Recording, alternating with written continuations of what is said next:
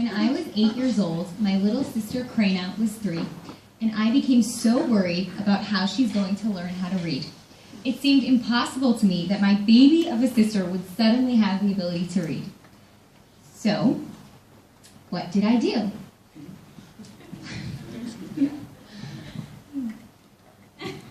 I started reading her a Dick and Jane book over and over and over and over, every day, multiple times a day, until she would start filling in missing words. And then she would start reading along with me, and eventually she was reading all by herself. I was ecstatic. So proud of myself. So this brings me to my topic, how to start teaching kids to read English at home. So here are some things you can do with children as soon as they're born. Sing them the alphabet from day 1. Read them storybooks every day, and as they grow, so should the amount of books. Even when they're so tiny, start when they're young.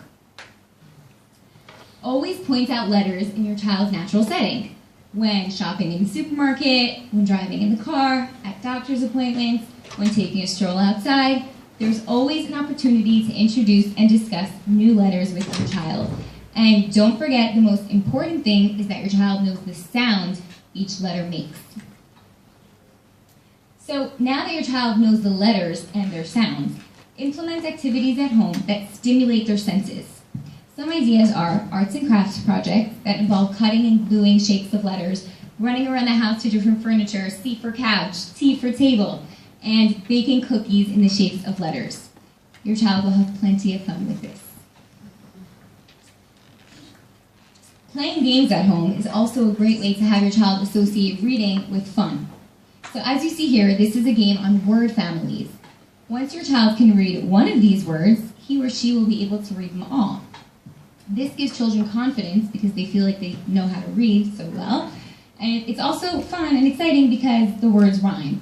Mop, stop, hop. So now you can move on to sight words. These are words that are memorized as a whole unit.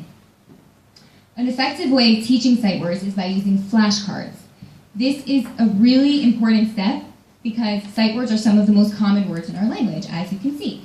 It is, you, on, a, the. So practice these words over and over and keep adding more to the stash.